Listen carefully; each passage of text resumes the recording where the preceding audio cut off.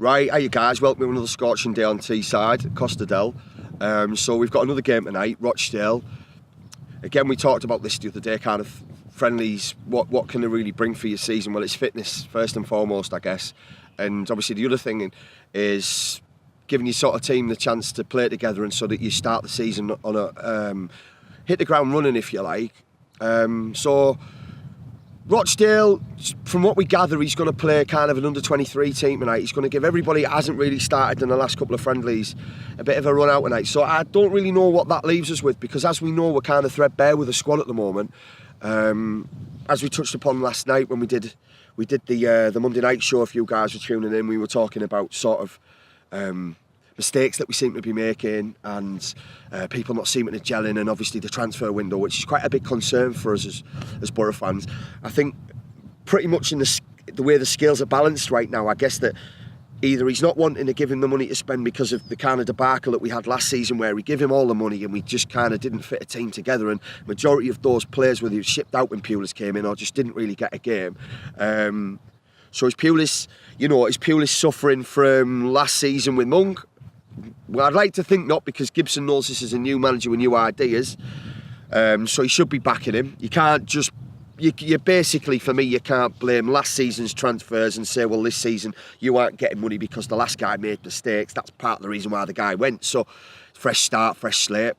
So, as I say, we're going to play pretty much sort of a young team tonight, I like to think, but the point is with that I want to sort of touch upon, and yeah, this is the preview show, I should say that, and a bit of a review. I'm Foxy, obviously. Rob's there too. Are you, Rob? Yeah, Foxy. I'm all right, mate. Yeah, not as happy as I'd like to be, but as we were talking off camera there, it's kind of, we don't want to ever be negative. When our remit is not a negative vibe, we're just trying to be as realistic as we can, and we're all Borough fans through and through, and we just want the best for our club, and we say that quite a lot, and we just don't really feel like that's happening for a couple of reasons that I've just touched upon.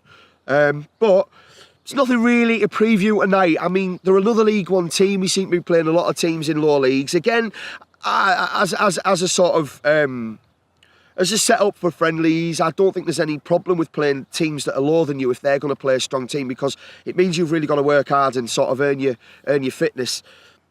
Obviously, it's nice to play big teams too, but would they play a lesser squad against us? You know, it's kind of 6 and 2 3s. You play a big team, do they play less players who aren't going to get a game to give their fitness, so the competition level's not really there? Do we play lower league teams, try and get the fitness and also have a bit of a competition in the game, something that kind of heats up and means something? As did Saturday, really. We were 3-0 down within 20 minutes, which, however you look at it, whatever team you play, being 3-0 down within 20 minutes is not good signs. Or 3-1 down in the first 20 minutes, should I say. McNair got on the score sheet, so that's a kind of positive, even though that's not what he's in there to do. But, you know, without me sort of picking holes in this, as I have stated a few times, fitness, you still want to get into good habits, and we don't seem to be picking them up. And the kind of worrying thing about Saturday is that was maybe the team that may start against Millwall. Certainly the back four with Dale Fry in the middle, that was potentially the back five with obviously Randolph. That was the back five really that were going to start, and they looked terrible. So, pre-season, fitness, getting in good habits, building relationships with who you're going to play with. We don't seem to have any of that just yet, and yet the season's 2 weeks away. Add on top of that the fact that we're not doing any business and we've got the Adama Traore cloud hanging over us. It's a little bit all over, guys, isn't it? So, if people who play tonight are in shout with actually getting a game, Lewis Wings, Harry Chapman's, if I don't think Tav would play even if he was back yet. I know England got knocked out to France, but you know, all the people that are on the peripheral, would they then get a chance in the squad to start against Millwall? I doubt it, because we see how Pulis sets up, and he's already got in mind how he wants to play with big, strong players. So these guys that I've just mentioned, fast, skillful, agile, smaller players, are they even going to get a look at, even if they play brilliant tonight? So it's a strange one for me tonight, the setup. Obviously, we play Sunderland on Friday night, which from what we hear is going to be, you know, half the first team, and then we play Hartlepool on the Saturday, which is going to be the other half of the first team. What does that tell you, really? Does he not know what his team is, even though he kind of does? It's confusing, everything that's coming out of there. So, obviously, we got beat on Saturday. Poor.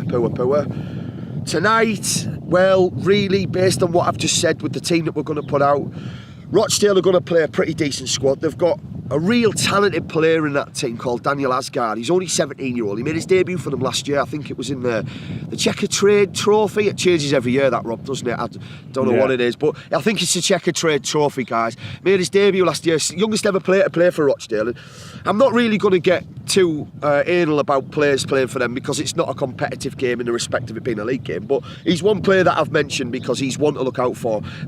Looks like he's going to Man United, but real talented player. Somebody that, yes, we can't really get going for the players that Man United are going in for, but these are the types of guys that we should maybe be looking to get out and loan to us or buy. Probably be a buy from a club underneath us, but up-and-coming talent. Steve Davis, obviously, who plays for me, who's been around, a bit of a journeyman, 30-year-old. He's one to look out for. Potentially, probably will score against us, especially with the way we've been looking recently. Prediction-wise, we always do this on the show, don't we? I mean, after Saturday, I said 2-0. I know Rob said 2-0. I couldn't have been any more wrong with that. So I'm going to go tonight 5-all. Totally ridiculous. But you never know, do you, with the way things are. But from what we've heard yesterday also with Pulis, is that he's come out and said we cannot spend any money until we sell, and he also doesn't want to spend crazy money on championship players. But as we know, and what we've just been talking about off camera, is that this is the market now. And as I said at the start of this kind of this preview recap show, that yes, you know, these transfers are what they are now. Yes, they might be overinflated, but you've got to be involved. You've got to want to spend that money. You can't be blaming last season's debacle and what players we brought in on Pulis. He needs to back Pulis, but Traore needs to go before that happens. The one thing that does concern me, and I know this is slightly in hindsight, is that if Traore hadn't turned into the player that he's turned into in the last 6 months, who would we be selling now? What would be our assets to kind of get rid of? Worrying. It's worrying. Everything seems to be based on something that's happened in the last 6 months that no one's really planned for, which, in a nutshell, for me, has always been my bugbear with Borough, is that we don't seem to have a plan. So, look, guys, the main thing is that you get involved, right? We all know that the season's around the corner, thankfully. Whatever happens, we still can't help the way we feel, whether it's win, lose or draw. We want your comments. We want you to get involved on YouTube, on Twitter. That's what it's all about, guys. It's all about you. The channel's nothing without you guys. So the more interaction we have, whether it's just to give me a bit of stick, you know, or in all seriousness, or, you know, when it was get some points raised and have some real good topics, because we can talk about anything you want to talk about through the season on all our shows. So please get involved, guys. But, you know, like I say, hopefully it's a positive result tonight, no matter what team he puts out. So, like I say, I'm going 5-all. What you going, Rob? Have you got any kind of 2-all? 2-all. So we were both going draws there. So that's a little bit more positive than what I actually really think. I probably think we're going to get beat, to be honest. But let's be positive, even though it's hard. It's hard, anyways, Borough fans, to be positive. But let's try and be even more positive. Try and get over that kind of little the issues that I've got. So, thanks for tuning in as ever, guys. This is going to start for real properly in a couple of weeks' time. So, this is the warm-up. But look, peace out. Whoever you are, wherever you are, it's in the blood, Borough fans. And hopefully we're off and running. Take care, guys.